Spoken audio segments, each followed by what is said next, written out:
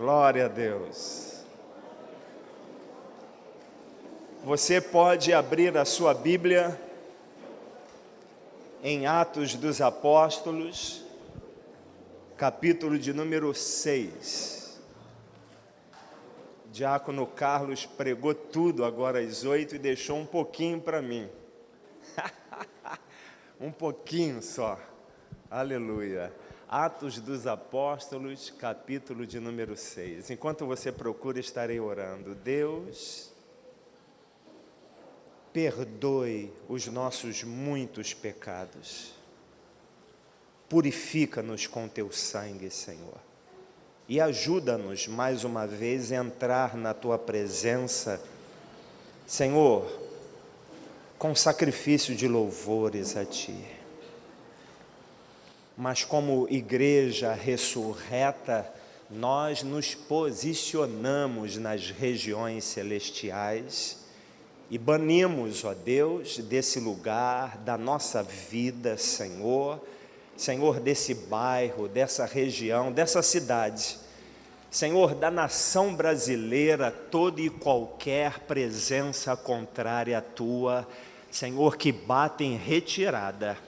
Senhor, inclusive esse lugar é um local exclusivo da manifestação do Teu Santo Espírito e a Ele damos autorização nessa manhã, em o nome de Jesus, e que você diga amém.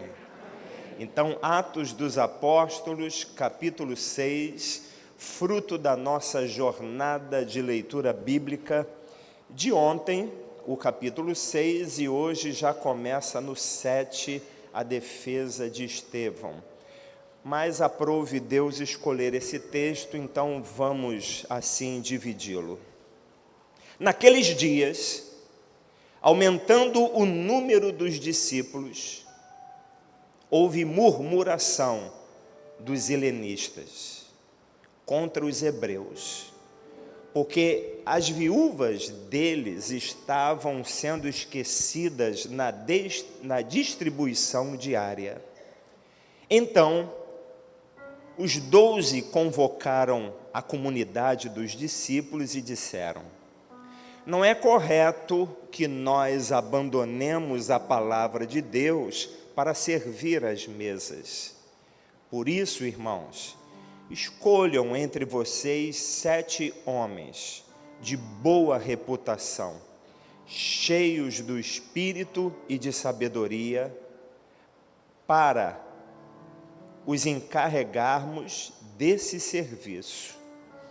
Quanto a nós, nos consagraremos à oração e ao ministério da palavra. O parecer agradou a todos. Então, elegeram Estevão, homem cheio de fé e do Espírito Santo, Filipe, Prócoro, Nicanor, Timão, Pármenas e Nicolau, prosélito de Antioquia. Apresentaram esses homens aos apóstolos que, orando, lhes impuseram as mãos. A palavra de Deus crescia e, em Jerusalém, o número dos discípulos aumentava. Também um grande grupo de sacerdotes obedecia à fé e somente até aqui. O Espírito Santo, nessa mensagem, ele deseja estancar a nossa vida. Se nós analisarmos muito bem, até a vida do apóstolo Pedro, que tinha um potencial muito grande, esse homem, ele precisou ser visitado pela própria pessoa do Senhor Jesus ressurreto, pois achava que a sua vida não tinha mais jeito. Porque tudo que fazia dava errado, ou ele não conseguia avançar. Sabe aquela sensação? Não sei se você tem essa sensação, eu tenho. aquela sensação de que tem um vulcão dentro de você e ele está para implodir, ele está para lançar fora tudo aquilo que não vem de você, mas vem do poder de Deus, mas aquilo parece que não flui. Mas, eu não sei você, mas eu sinto pela fé que eu tenho um potencial maior do que hoje eu manifesto na presença de Deus. Então, eu estou contido dentro dessa palavra que hoje nós vamos ministrar, porque hoje nós vamos lançar os impedimentos por terra. Sabe aquilo que vem retendo, aprisionando a nossa vida? Basta ver esses dias de apostasias, né, tão difícil que nós enfrentamos. Nós não nascemos nesse dia, nascemos em dias avivados, dias cheios da presença de Deus, e devido a essa apostasia, a nossa vida, ao invés de melhorar, ela piorou, mas por pouco tempo, porque nós estamos debaixo da promessa de Deus, e Deus é fiel em todo tempo. Em todo tempo Ele é bom, e nós vamos invocar o poder do Espírito Santo, que também levantou não somente a vida de Pedro, dos apóstolos, mas também desses 7 homens que foram escolhidos pelo Espírito Santo para que ministrassem a favor da igreja. Então, o diabo, ele investiu contra a igreja primitiva de 3 maneiras para impedi-la de avançar e crescer. Principalmente aqueles que são filhos da promessa, principalmente aqueles ao qual já receberam da parte de Deus: olha, eu vou transformar a tua vida, eu vou mudar a tua vida, eu vou usar a tua vida poderosamente, tu não serás mais o mesmo. Mas parece que esse dia nunca chegará. E assim também, o diabo, percebendo o potencial da igreja primitiva, ele começou a investir contra ela de 3 maneiras, ao qual nós estamos acompanhando sistematicamente, lendo o livro de Apóstolos, de Atos dos Apóstolos, e vendo essas investidas malignas. E essa estratégia do maligno se manifesta até o dia de hoje. Quantos crentes estão neutralizados espiritualmente? Quantos crentes têm um potencial tão grande, mas esse potencial não se manifesta? Mas eu, pela fé, declaro que esses dias estão contados, porque nós estamos debaixo de uma promessa. Essa igreja está debaixo de uma promessa, ao qual o Espírito Santo se manifestará através dela de maneira poderosa, e você está dentro dessa promessa por ser membro dessa igreja. Mas no capítulo 4, que nós passamos lendo, não vamos abrir agora, o primeiro ataque do diabo, ele foi de fora para dentro, através da perseguição. Através da perseguição, o diabo tentou impedir, paralisar, neutralizar a igreja do Senhor, com muitos ataques, através de ameaças, através de prisões, através de açoites, mas não funcionou, porque a igreja continuou crescendo diante de Deus e diante dos homens. Não satisfeito, o diabo então muda de tática, e ele investe um segundo ataque. que se encontra no capítulo 5 que nós lemos, e o ataque não foi mais de fora para dentro, mas de dentro para fora. Agora, não era mais uma perseguição, mas uma infiltração. Ele infiltra, ele encheu o coração de Ananias. O diabo encheu o coração de Ananias para que ele mentisse ao Espírito Santo. O diabo infiltrou não somente Ananias, mas a sua esposa no meio do convívio da igreja. E tudo deixa crer que esse casal não temia Deus, mas era um casal simpatizante do Evangelho, da mensagem do Evangelho. E através dessa infiltração, ele tentou também estancar o poder de Deus na vida dessa igreja.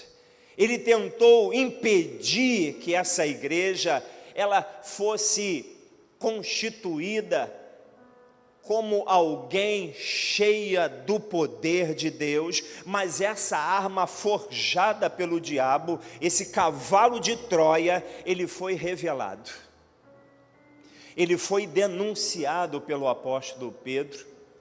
Isso é, o diabo investiu, encheu o coração de Ananias para que ele mentisse ao Espírito Santo. O diabo sabia que o Espírito Santo, ele se movia através dessa igreja, ele queria parar o Espírito Santo, infiltrar as suas ferramentas, os seus tropeços, para que essa igreja não exercesse o potencial que Deus tinha para ela. Assim, o inimigo faz conosco. Deus sabe do potencial que Ele te deu, e muitos de nós também sabemos, mas por que isso não acontece? Porque ainda existem impedimentos que precisam sair da nossa vida. Nós precisamos, na autoridade do nome de Jesus, repelir esse mal.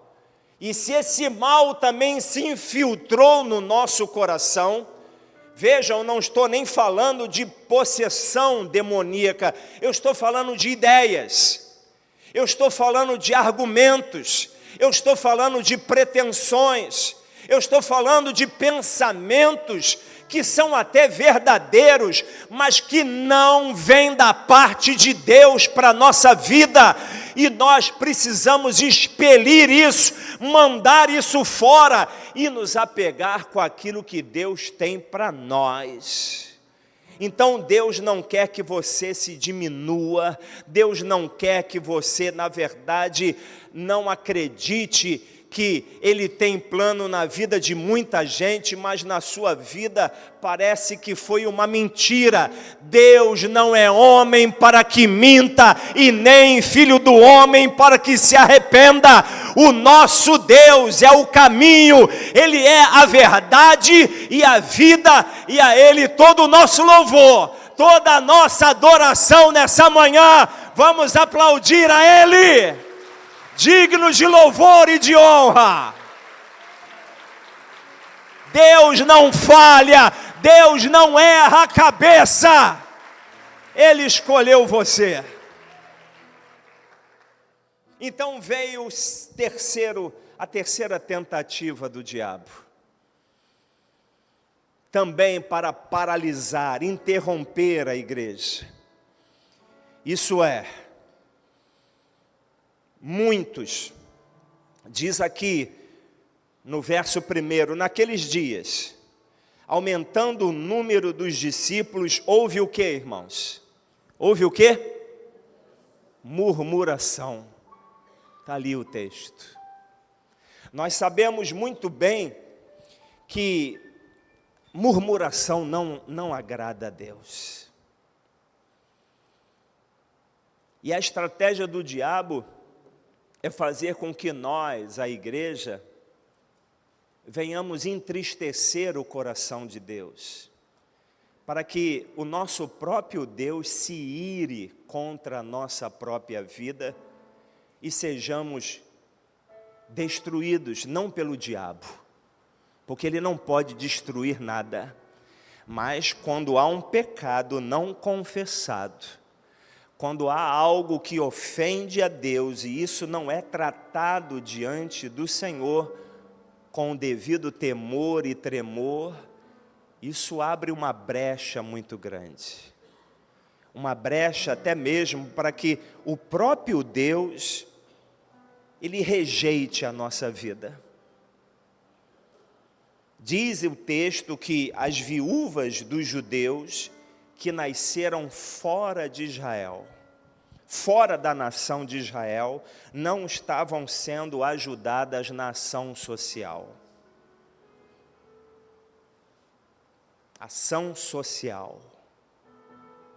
Sim, a igreja precisa abençoar vidas, mas a principal missão da igreja não é a ação social. Porém, os discípulos, ou melhor, os apóstolos, vendo que até aquelas queixas tinham fundamento, eles reconheceram, pelo texto que nós lemos, que eles não poderiam parar. Parar de quê? Parar de se consagrar em oração e ao ministério da palavra para tratar de situações sociais, pois a posição deles era insubstituível. Ninguém poderia assumir a posição deles. Eu, jamais querendo exaltar a minha própria vida, mas eu sei da minha missão nessa igreja. Eu sei também que pastor Isaías é uma bênção, pastor Paulo, pastor Leandro e muitos outros. Estou vendo ali o meu amigo Hamilton. Lembrei de você essa semana. Mas eu sei também da unção, da graça, do poder dado por Deus a mim, e que eu confesso aos irmãos, eu posso produzir muito mais do que eu tenho produzido até hoje. Eu vou ser o primeiro a atender o apelo, ao chamado nessa manhã, para expelir da minha vida, né, essas pedras de tropeço, essas situações também que estão trazendo entraves para a minha própria vida e para a tua vida também. Mas a murmuração, nós sabemos o quanto a murmuração é nociva, é uma coisa que aborrece a Deus, é quando nós emprestamos os nossos lábios só para reclamar, e às vezes até argumentamos que não estamos reclamando, não estamos murmurando, é só um comentário, mas todo comentário que não é seguido através de intercessão, porque o antônimo da murmuração é intercessão. Nós somos chamados para interceder uns pelos outros. Nós somos chamados para enxergar a falha uns dos outros e, ao invés de reclamar, murmurar, ao invés de, na verdade, acusar, nós somos chamados para interceder uns pelos outros. Nós somos chamados para levantar os braços uns dos outros. Então,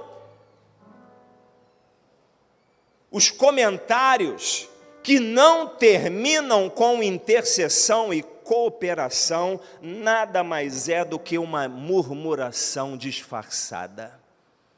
Por mais que você esteja falando a verdade, melhor é interceder do que murmurar.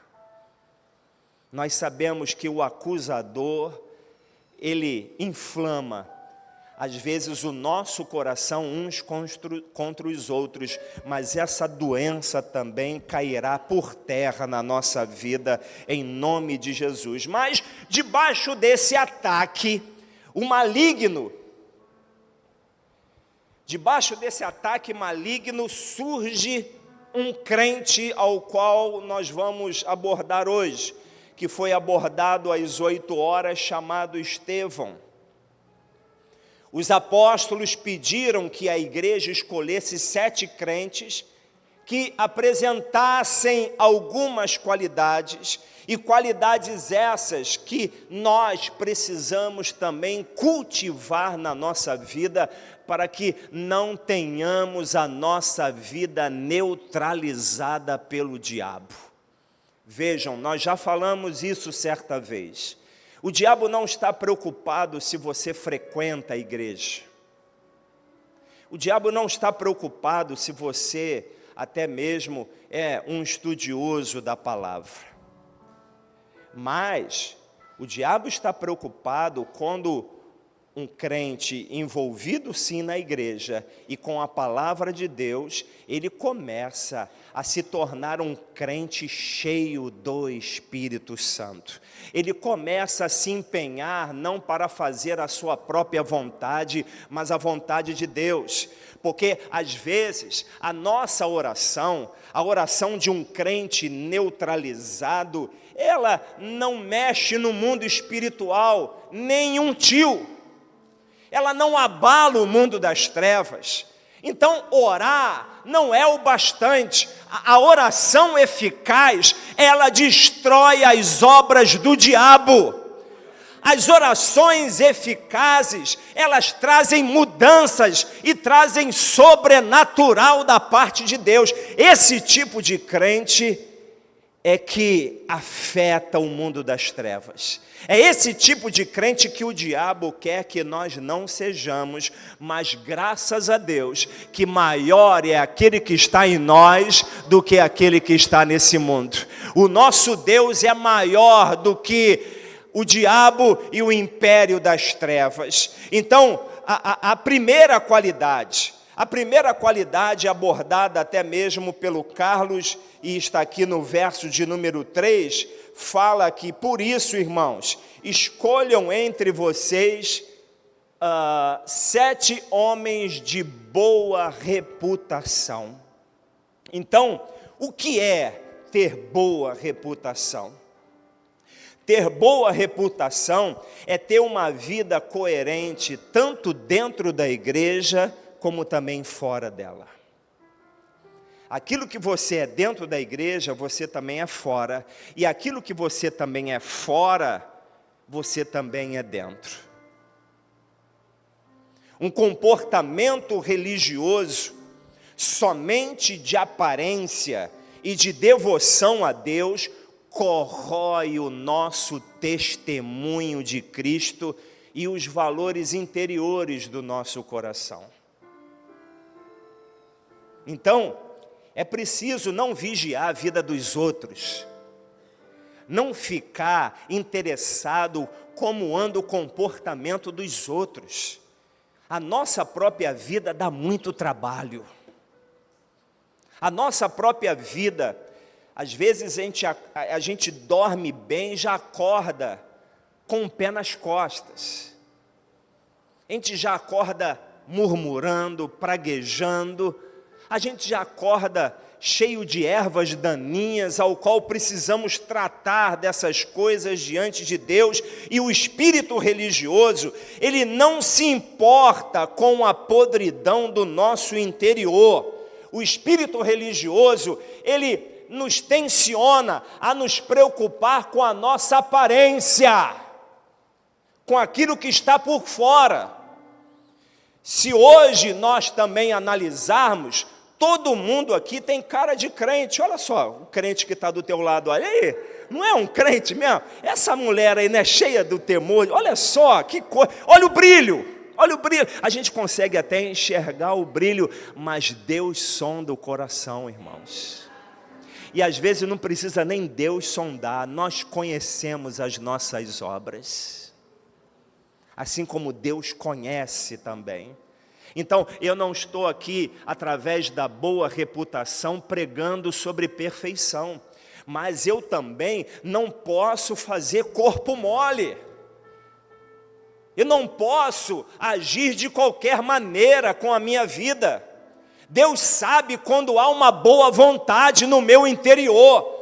Deus sabe quando há um esforço dentro de você, Senhor, eu não quero ser igual, eu não quero mais agir dessa forma. As pessoas falam tanto, Senhor, mas eu não quero, Senhor, eu não aceito essa sentença para a minha vida.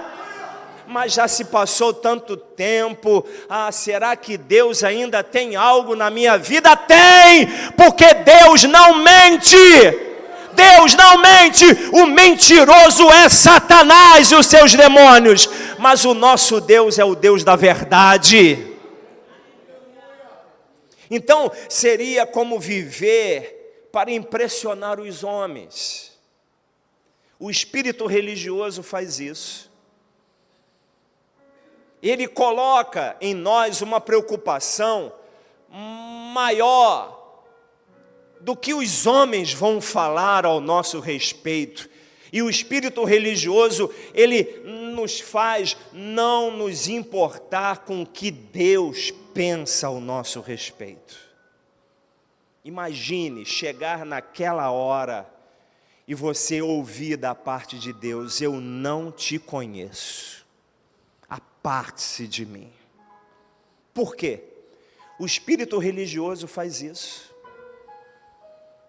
Ele desenha um quadro que não é real, é enganoso, é mentiroso. Tem situações que nós precisamos parar e tratar diante de Deus com temor e tremor e não caminhar como se nada tivesse acontecido. Se pecou, confessa. Confessa isso diante de Deus. Fala a verdade. Dá nome aos pecados. E tem pecados até que nós somos tão enganados pela nossa natureza humana que não temos nem consciência. Peça ao Espírito Santo, Ele vai revelar a você. Pergunte a Deus: Deus, como o Senhor me vê? Eu me vejo dessa forma. É difícil até, Senhor, relacionar os meus defeitos, porque são tão poucos, né? A gente coloca num papel, 1, 2, eu acho que acabou. Não, 3. Eu vejo 3 defeitos e a gente não consegue mais enxergar. Mas Deus, Ele traz para a luz, Ele nos ajuda. Se você se demonstrar uma pessoa assim cuidadosa, temente a Deus, temente ao Senhor e tremer diante dEle, Ele vai te ajudar. Se há algum impedimento, vai cair por terra. A segunda qualidade de Estevão, nós já falamos e repetimos, mas vamos tocar nesse assunto. Era um homem cheio do Espírito Santo. Os 7 crentes escolhidos eram cheios do Espírito Santo, inclusive Estevão. Se você é filho de Deus, se você é crente de verdade, é preciso almejar. O que é almejar? É desejar. É preciso desejar e buscar ter uma vida cheia do Espírito Santo. Tem que buscar isso. Não adianta só desejar e não fazer nada. É preciso separar um tempo diário. Veja quanto tempo nós passamos diante de um celular. E olha que o celular, ele conta o tempo de quanto nós ficamos nas redes sociais. Pesquisa lá, vá lá em configurações, ele vai te mostrar quanto tempo você fica manuseando o celular por dia. E quanto tempo você, eu, gastamos buscando a presença de Deus diariamente.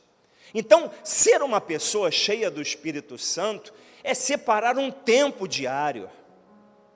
Não precisa horas e horas na presença, mas um tempo significativo. Comece com 10 minutos, depois 15, depois 20. É como um exercício físico, né? Eu não fazia agachamento Aí eu fazia sem peso nenhum, né, na academia, aí sem peso nenhum. Aí as pessoas passavam assim, riam, né? Aí o velhinho aí tá fraco. Aí depois comecei a botar um saco de 10 quilos nas costas, aí fui agachando. Aí daqui a pouco, tá leve. Aí fui para 15, botei um saco de 20. Aí depois fui para 25, aí achei lá na academia um saco de 30. Eu falei, já estava botando 30 quilos nas costas, fazendo agachamento. Aí daqui a pouco, já fui para o aparelho do agachamento, já botei 20 de cada lado. Falei, opa, o negócio está melhorando. Assim é, hein? Verdade, cheio de Dorflex que ele estava falando.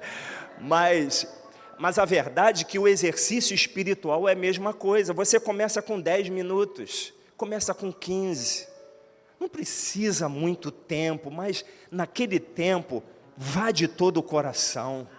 Vá de todo o coração para, Senhor, eu quero me encontrar contigo, Senhor. Eu quero ter comunhão contigo. Começa assim, você verá que a sua vida não será mais a mesma.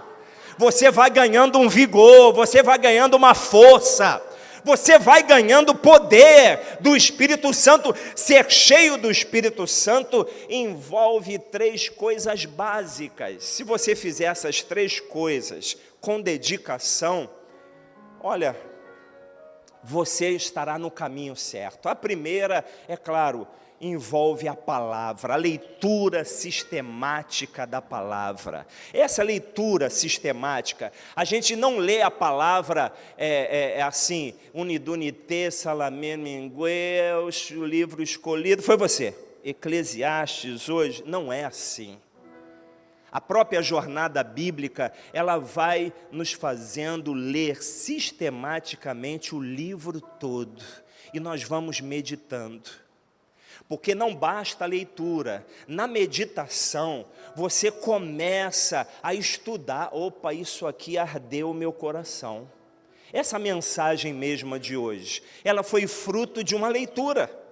Eu comecei a ler, e essa parte de que houve murmuração, eu falei, eita, murmuração, eram um povo que estava envolvido na igreja e começou a murmurar. Eu comecei a analisar o texto e comecei a perceber que nos capítulos anteriores, o diabo tentou de tudo para impedir essa igreja de crescer, mas ele não conseguiu, e ele não vai impedir você mais de crescer. Hoje haverá aqui sinais e prodígios da parte de Deus, mas é preciso ler. Para ser cheio do Espírito Santo é preciso ler, meditar, estudar, depois ter uma vida séria, dedicada de oração. Eu vou orar o quê? Ora a palavra que você acabou de ler, ora aquilo que ardeu o teu coração quando você leu a palavra, ore naquilo que a própria palavra denunciou, um pecado, um erro, uma situação ao qual Deus está falando, isso na tua vida tem me entristecido, Senhor, me ajuda a vencer isso. Olha, veja como a oração, ela ganha combustível. E quando você ainda se envolve no corpo de Cristo, a nossa oração também, ela ganha também outro combustível. E qual é? Porque você tem que pregar a palavra, assim como eu. Você vai subir aqui de qualquer maneira, aí você começa a orar, Senhor, me dá graça, Senhor, que eu suba naquele altar cheio do Espírito Santo. Senhor, eu oro como eu orei, eu oro, Senhor, por aqueles que precisam ouvir essa palavra desse domingo, Senhor, que eles sejam liberados na sua casa, para que estejam na tua casa, Senhor, nesse domingo de manhã. Então você não está aqui porque você quer, você é a resposta das minhas orações. Vejam que o nosso envolvimento na igreja, ela também acaba trazendo um combustível, alvos de oração. Agora, se eu vivo em torno do meu umbigo, se eu vivo em torno dos meus interesses, as minhas orações serão egoístas.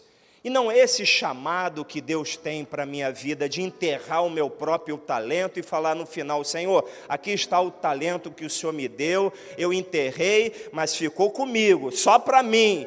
Não, Deus não quer algo só para você, Deus quer usar você.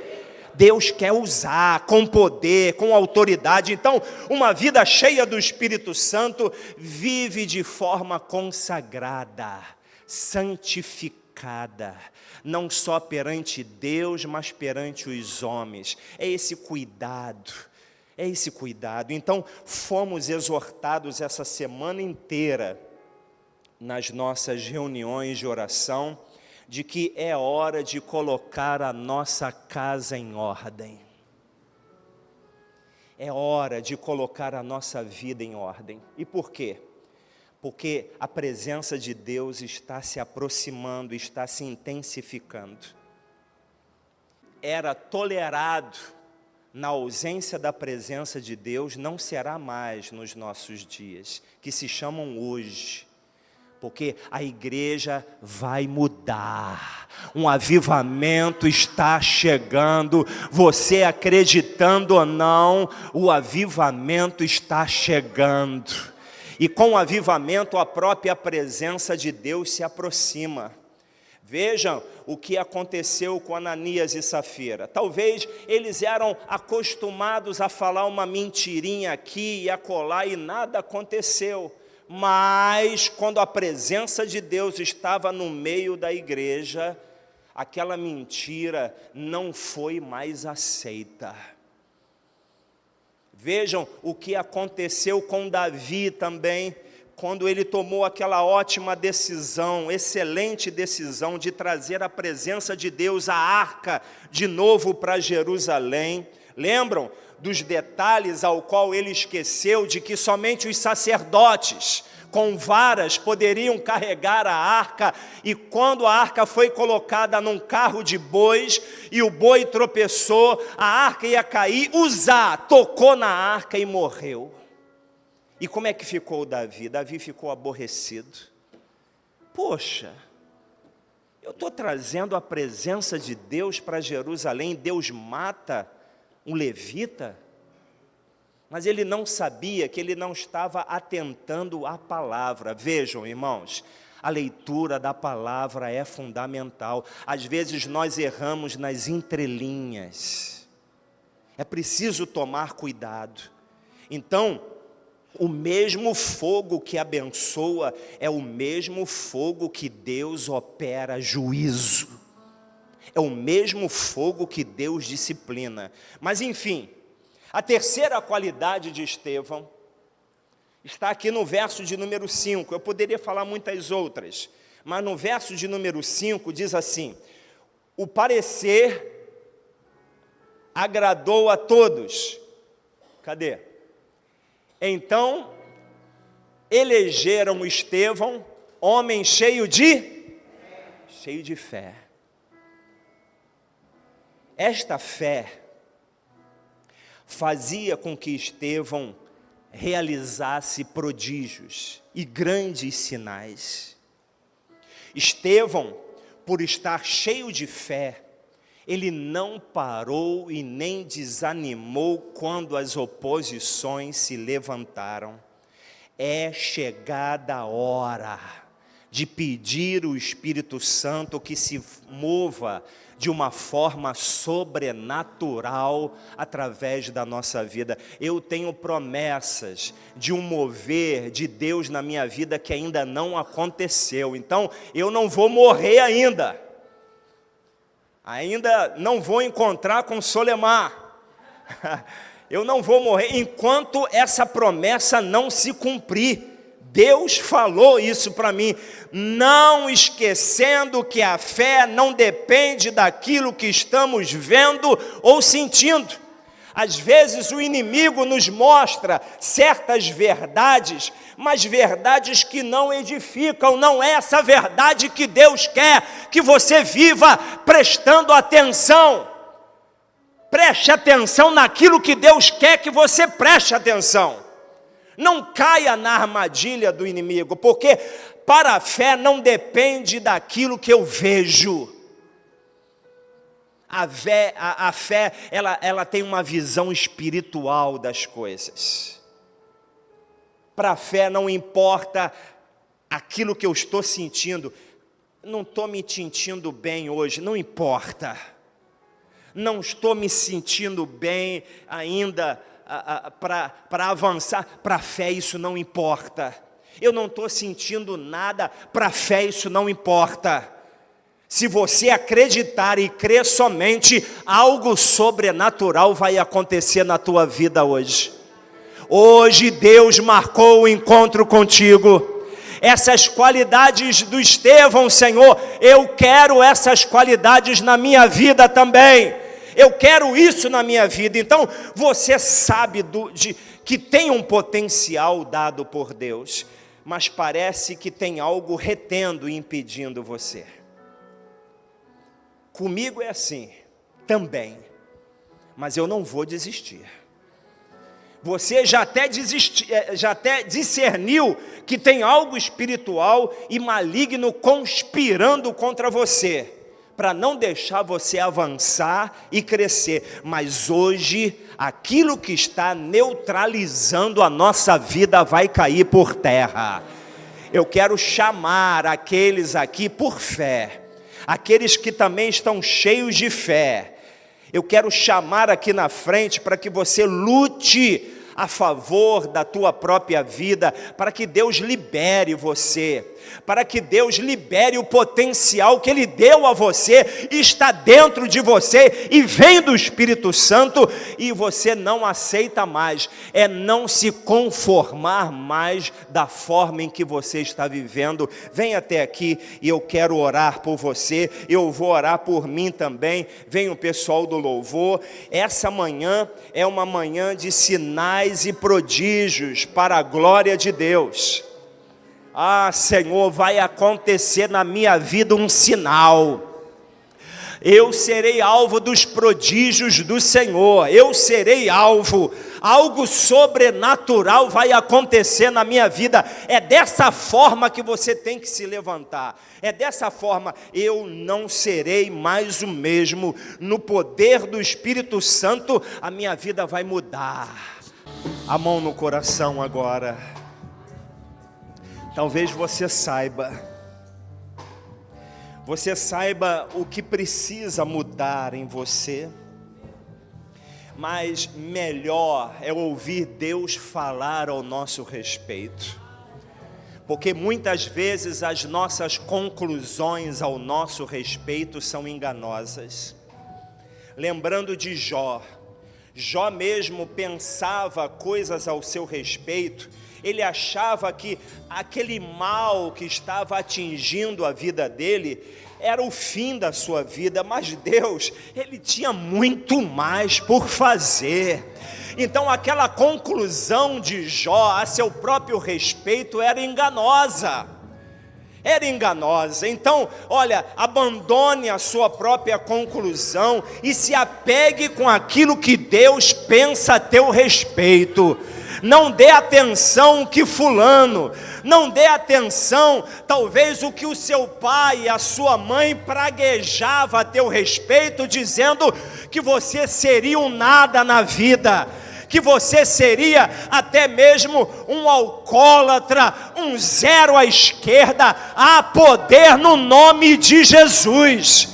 Senhor, nós nos apegamos agora à Tua presença e queremos tratar da nossa vida a partir de mim nessa manhã, Senhor, porque há um potencial dado por Ti, Senhor, mas esse potencial ainda não foi liberado.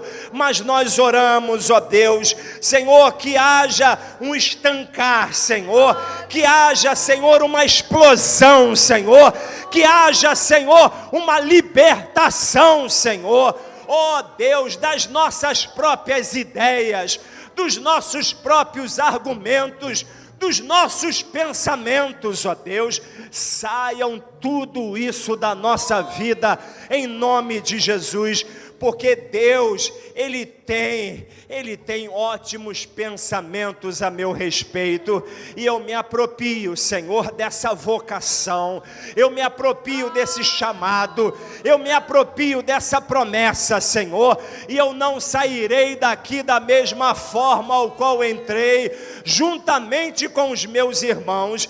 Então, na qualidade de profeta, eu libero sinais, eu libero prodígios da parte de Deus, eu libero, Senhor, Pai, coisas sobrenaturais que vêm da tua parte, Senhor, e em nome de Jesus, as cadeias vão se abrir, Senhor. Tentaram prender Pedro por 2 vezes, mas lá estava o Senhor enviando um anjo para abrir a porta da prisão e colocar ele para fora.